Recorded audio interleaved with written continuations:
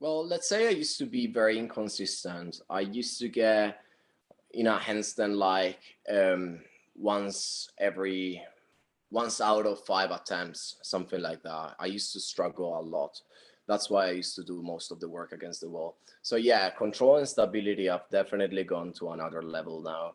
And so yeah, especially like I could only hold it for like 25, 30 seconds. You remember?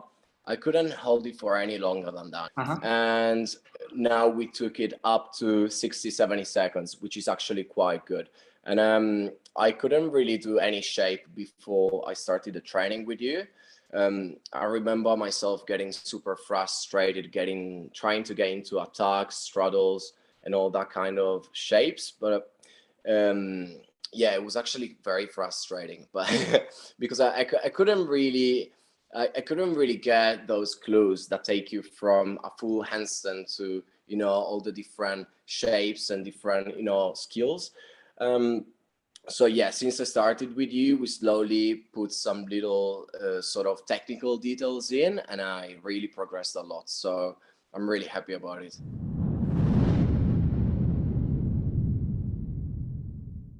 Hi, and welcome in this another episode. And today we have with us Luigi.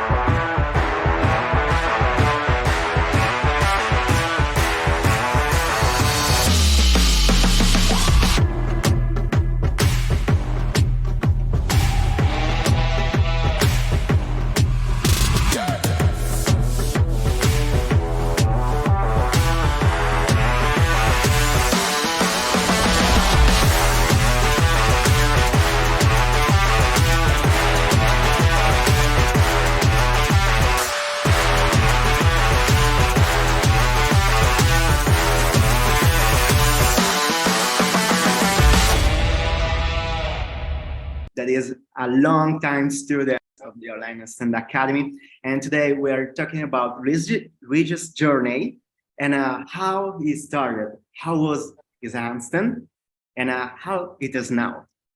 Luigi, how are you? And welcome first. Hey Francesco, I'm really good, thank you. Hi.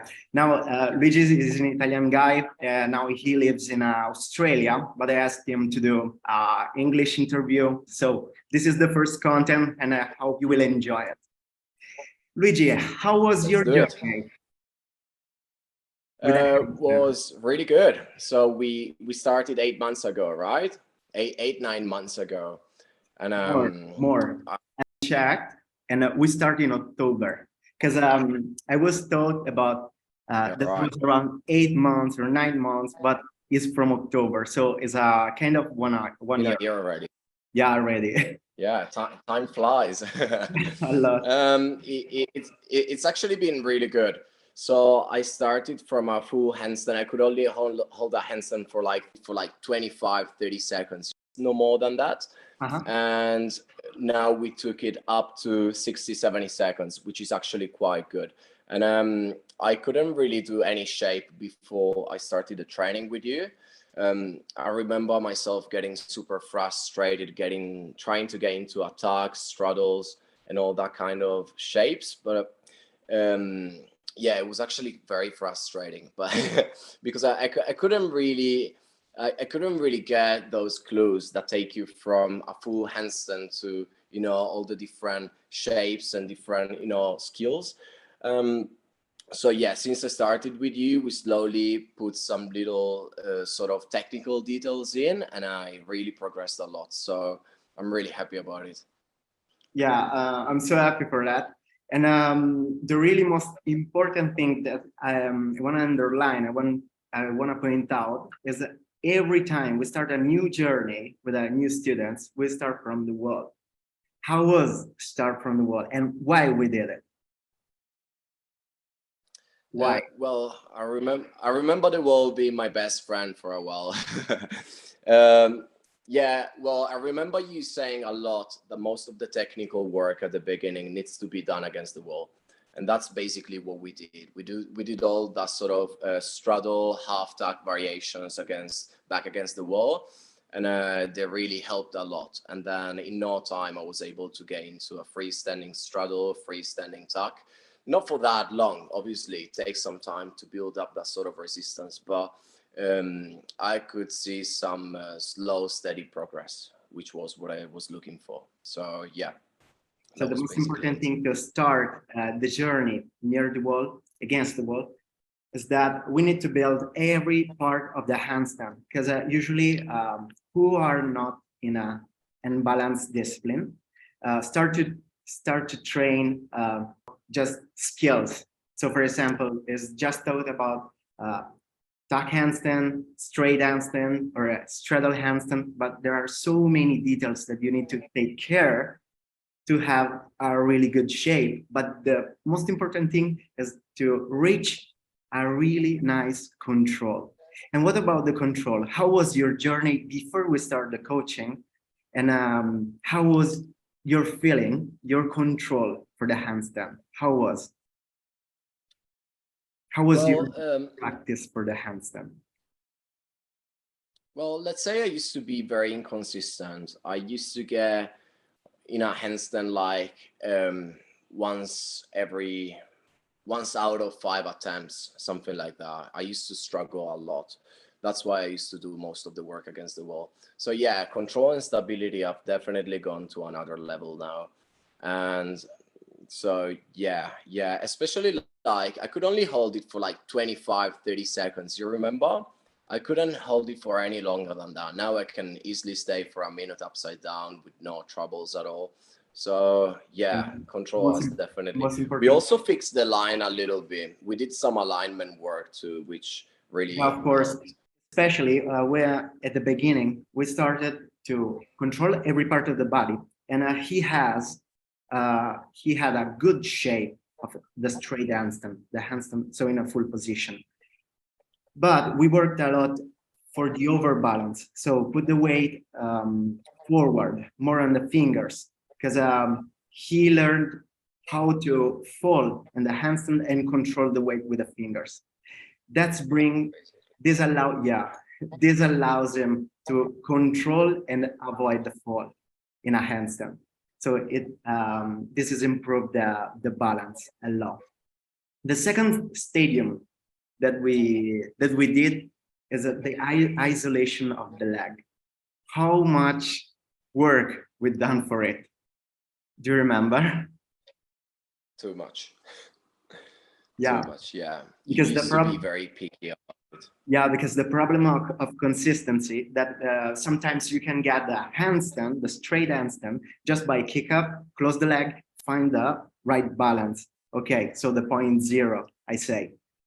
But we need to understand how to control every part of the body during the transition. That's the hardest point. Oh. So how was, and what kind of work? Do you remember what we did, what we done for the control? Yeah, we did different types of kick ups. I used to kick up with one leg, pressing the other leg down.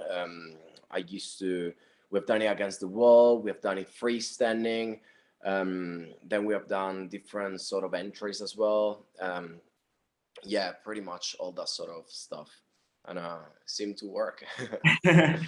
How was the feeling during this kind of exercise? And how was the feeling to, even if you had freestanding handstand, how was the feeling to go back to the wall in your case?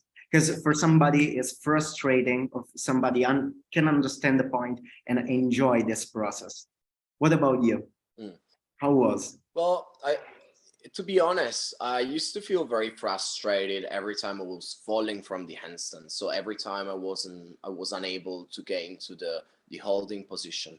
So I wasn't, as I knew it was a step-by-step process, and I had to go through some work drill, like wall drills, before getting into the freestanding. I wasn't really unhappy about it. I knew it was part of the process, and I kind of enjoyed it. It wasn't too bad for me. Okay, this is a really nice part, because somebody, of course, need to understand that is the right process.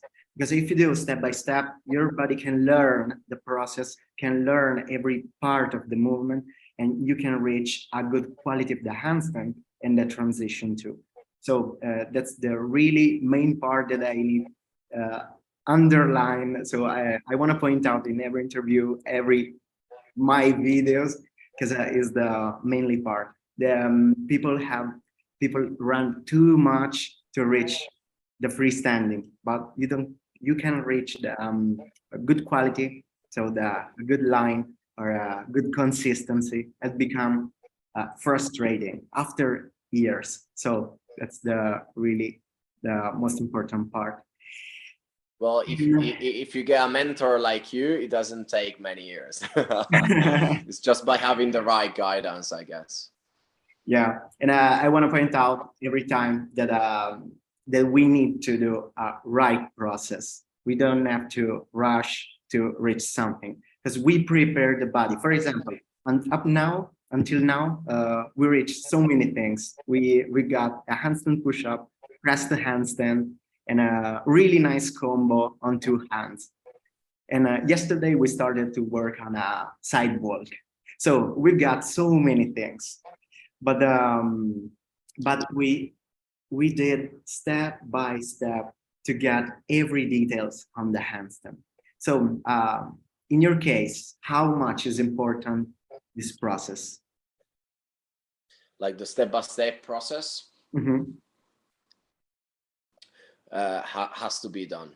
Has to be done. You can't just get into a handstand by, trying to kick up and gain the right position. It might happen once out of 100 times, but you're not very likely to get it in the long run. So yeah, it has to be done. Has to be done against the wall. You gotta focus on the right activations as we did together. You gotta work on the right shapes against the wall.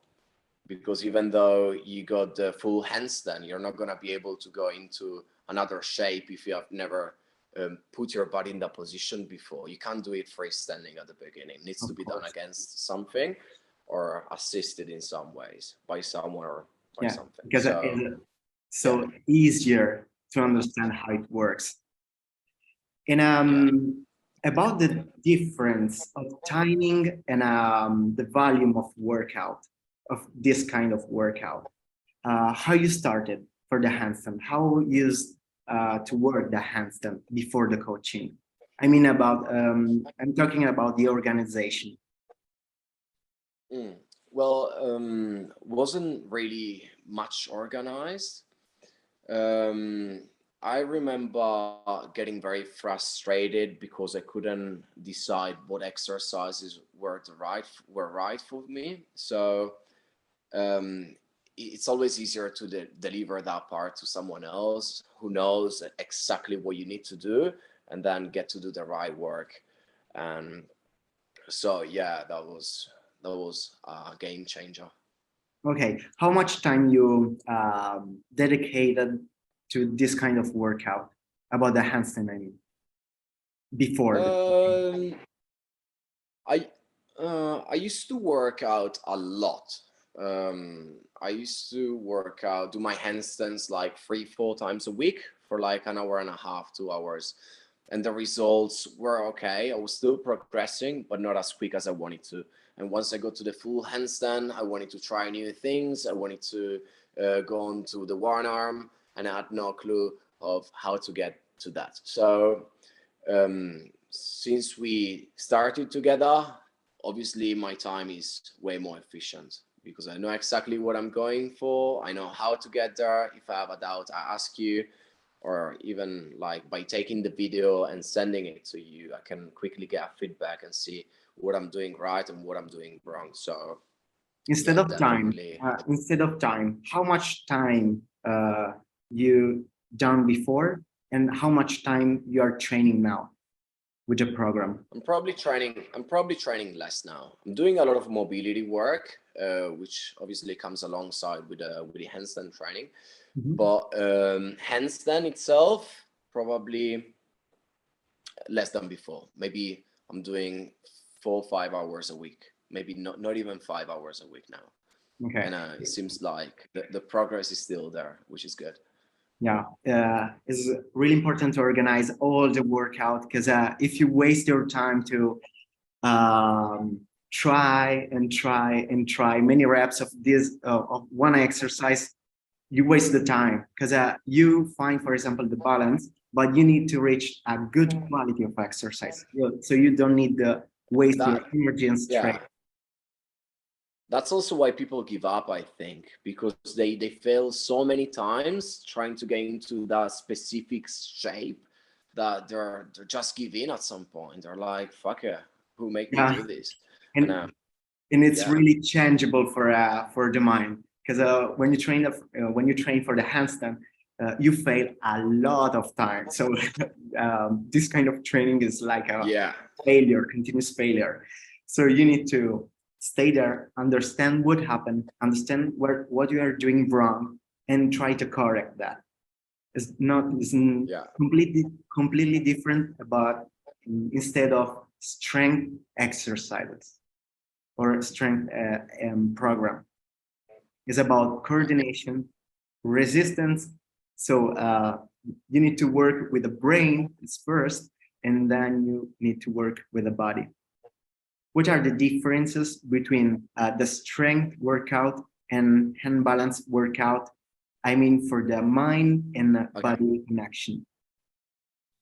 Well, once you get to train a skill like a handstand, it's not really fatiguing, mentally fatiguing, or like you don't build up much soreness the day after, unless you get to do handstand push-ups. But that's more like a strength movement, for example. Mhm. Like a good example could be handstand push-up, and you do it one day, you do a few sets and like very little reps, and you still get a lot of soreness the day after. Mhm. Instead, if you can literally get to train the handstand for hours, many days in a row, no rest, and you're still gonna be able to perform okay. Strength training and skill-based training are completely different. So that's why I like the handstand. You can basically pop it into your training program a little bit anywhere you want to. You just get to do it before your strength program, your weights, your calisthenics, whatever that is, Yeah. and it's a good way to get started. But it's a really the really important part that you put it this kind of training before the calisthenics part. Yeah, because if you train the handstand after the strength workout, You won't be able to. yeah, because you're not fresh with the mind to care about every detail. Because in this kind of training, the really most important thing is the detail. And And being focused as well. focus every time, understand what you're doing, record some videos, and check how you're doing this kind of exercise. Yeah, I So, totally agree. and Luigi, thanks for this panoramic view. And what kind of suggestion you can do to the guys that will see this interview about training, about everything? Um, I would probably suggest to work smarter than harder, because you get the best results by planning your training plan in the right way, instead of putting a ton of work in and working out like crazy for hours, super heavy, and not giving your body enough rest. It's not about that. It's not about who pushes harder. It's more about training smart and learning the right progressions, learning the right shapes to work on, learning the right conditioning exercise. It could be anything. It's more about, doing things right, and not just training because you wanna. Wanna- Strength training is not about who works harder. It's about who works in the best way. So Luigi, thanks for being here. Keep your practice up. And I want to say thank you to everybody that watched this video, and see you upside down. Thanks, Francesco. Thank you.